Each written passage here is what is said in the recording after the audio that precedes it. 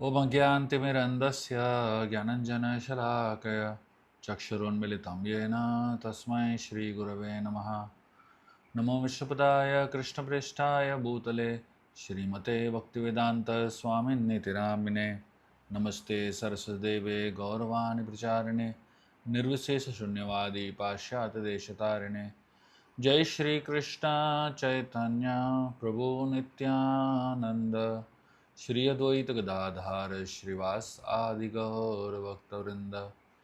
हरे कृष्णा कृष्ण कृष्ण हरे हरे, हरे रामो राम रामो हरे हरे। हरे कृष्णा।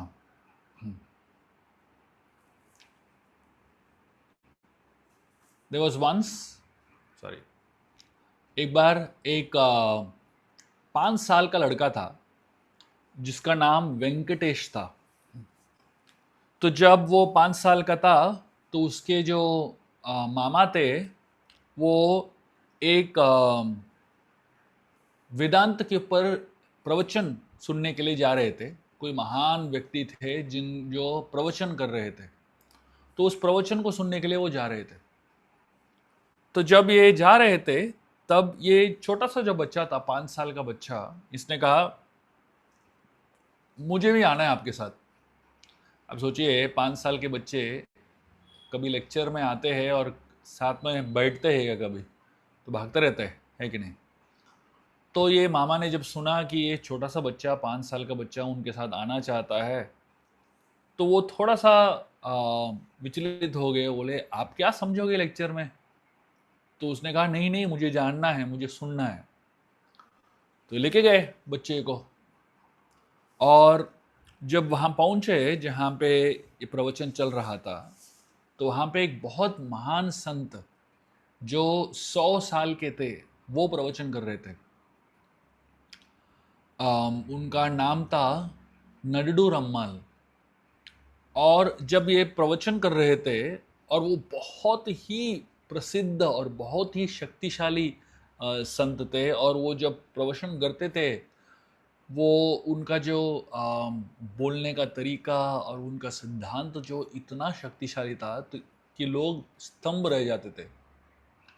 लेकिन जब ये छोटा सा बच्चा अपने मामा के साथ वहां पे पहुंचा, प्रवचन चल रहा था उस समय, ये प्रवचन के बीच में पहुंचे, और जब ये प्रवचन के बीच में पहुंचे और उन्होंने अंदर प्रवेश किया बैठने के लिए, जो लेक्चर दे रहे थे वो चुप हो गए।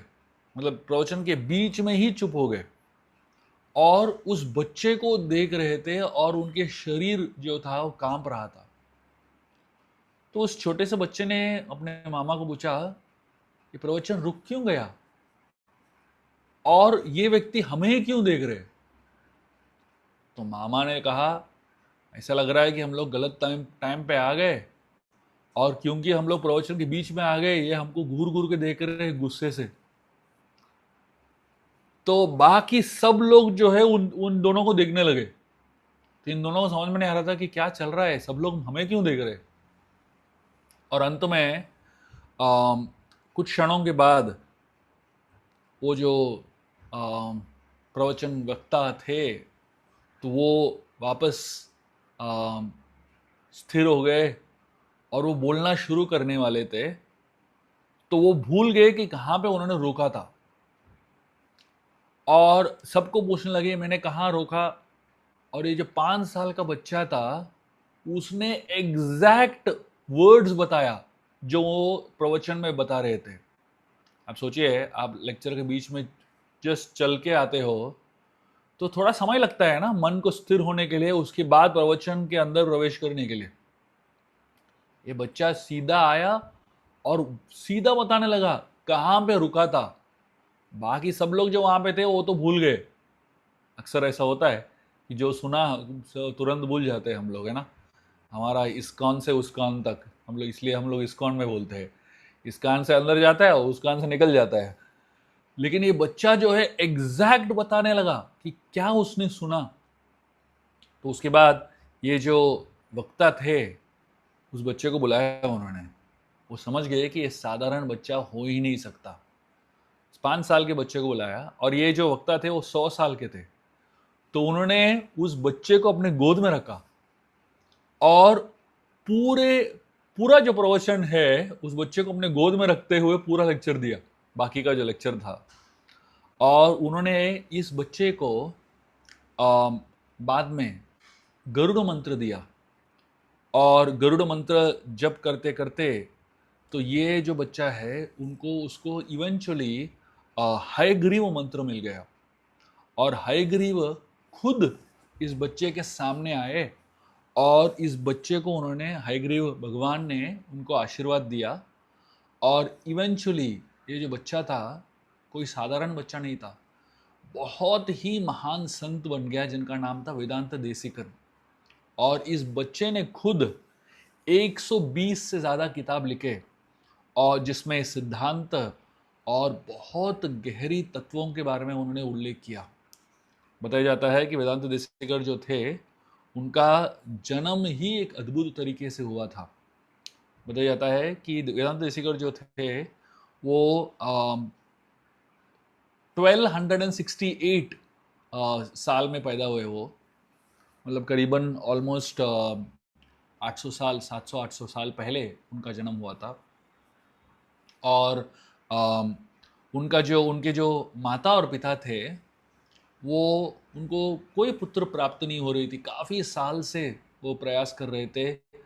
तो एक बार उनको बताया गया कि आपको तिरुपति जाना है, बालाजी मंदिर जाना है और बालाजी भगवान से आप प्रार्थना करो तो आपको संतान प्राप्ति हो गई।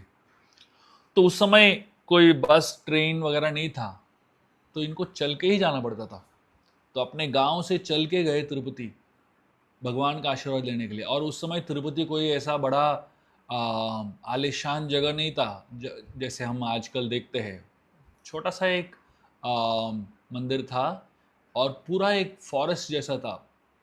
और वहाँ पे जब पहुँचे, ये जो व्यक्ति थे जो वेदांत देशिकर के पिताजी थे, उनका नाम था अनंत सूरी और उनकी पत्नी, दोनों वहाँ पे पहुँचे और भगवान से प्रार्थना करने के लिए और आशीर्वाद लेने के लिए पहुँचे।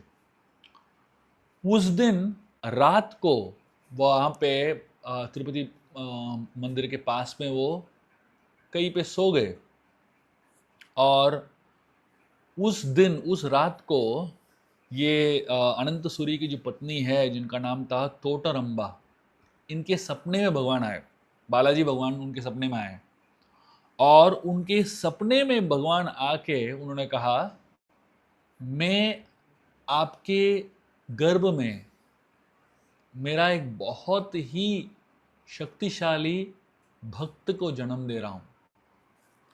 और ये बोल के अदृश्य हो गए। अगले दिन सुबह जब ये उठे और मंदिर गए, मंदिर में बहुत बड़ा हल्ला मचा हुआ था। तो वहां पे बालाजी मंदिर में भगवान का घंटी जो है, जिसका आरती करते वक्त, पूजा करते वक्त घंटी यूज करते हैं ना, तो वो गायब था। तो सारे पुजारी ढूंढने लगे कि ये घंटी किधर गया। इतना ढूंढने के बाद उनको बिल्कुल मिला ही नहीं।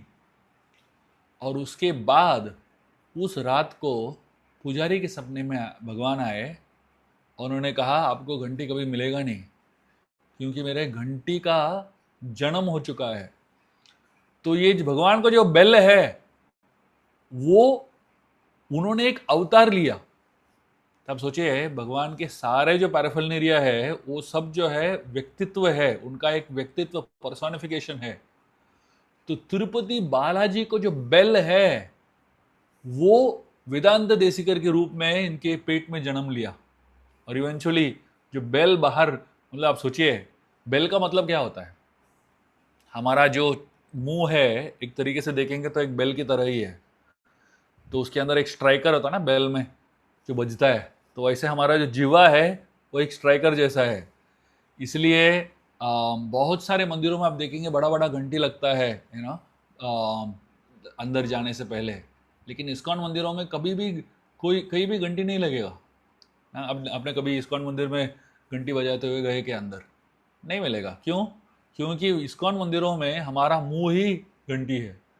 हमारे मुंह के अंदर से शब्द जब निकलते हैं, हरे कृष्ण महामंत्र निकलता है, तो वो एक घंटी बजाने के समान है। तो हमको फिजिकल घंटी की जरूरत नहीं है। यहाँ पे तिरुपति बालाजी में भगवान का जो बेल है वो वेदांतिक देसीकर के रूप में आया, और भगवान ने कहा कि ये जो भक्त है मेरा, ये प्रचार करेगा। और बेल जो है बजने लगा। तो मतलब आप सोचिए, 5 साल की उम्र से ही उनको वेदांत का पूरा ज्ञान मिल गया उनको, और इतना पावरफुल और इतना शक्तिशाली व्यक्ति बन गए। हम सब के हमारा सौभाग्य है कि हम जिस देश में हमारा जन्म हुआ है, उस देश में इतने सारे महान आचार्यों का भी जन्म हुआ है। और साधारणतः आप देखोगे, कोई भी गांव में देखोगे, हर गांव में भारत में प्रैक्टिकली कोई ना कोई महान संत का जन्म हुआ है। और वो जो गांव है उस संत के वजह से इतना प्रामाणिक और इतना फेमस हो जाता है। इन संतों को हमें साधारण नहीं मानना चाहिए। और ऐसा नहीं है कि सिर्फ कुछ ही लोग संत बन सकते हैं। कोई भी संत बन सकता है अगर जो जो स्टेप्स है, भक्ति के जो स्टेप्स है उसको फॉलो करने का। तो जब हम इन महान संतों की कहानियाँ सुनते हैं और महान संतों से की जीवन के बारे में हम सुनते हैं, तो हमें प्रेरणा मिलता है कि हम भी थोड़ा सा हमारे अंदर जो है सत्वगुण और भक्ति हमारे जीवन में आए। और हमें ये नहीं सोचना चाहिए कि ये महान संत जो ग्रंथ लिख रहे हैं या हमें मार्गदर्शन दे रहे हैं, ये साधारण चीज़ है। ये खुद भगवान का ही अंश है। जैसे हम वेदांत देसीकर के देख रहे हैं कि वो तिरुपति बालाजी के बेल है। आज तक तिरुपति मंदिर में आप जाओ, बालाजी के दर्शन करोगे तो अंदर बेल ही नहीं है। बाकी सारे मंदिरों में आपको घंटी दिखेंगे, लेकिन जब तिरुपति बालाजी में पूजा होती है, घंटी का इस्तेमाल नहीं होता है आज की तारीख में भी। क्योंकि उनका ये मानना है कि घंटी का जो है जन्म वेदांत देसीकर के रूप में हुआ है, तो वो उसी रूप में वो सेवा कर रहे हैं।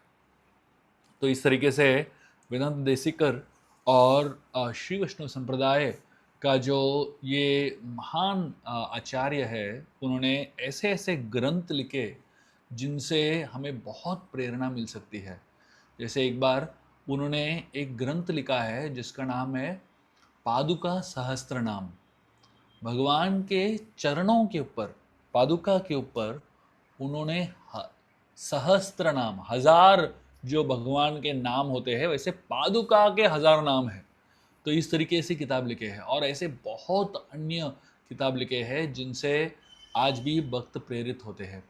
आइए हम इन महान संतों से प्रेरणा लें और हमारे भक्तिमय जीवन के लिए और उनके मार्गदर्शन से हम अपनी भक्ति को आगे बढ़ाएं।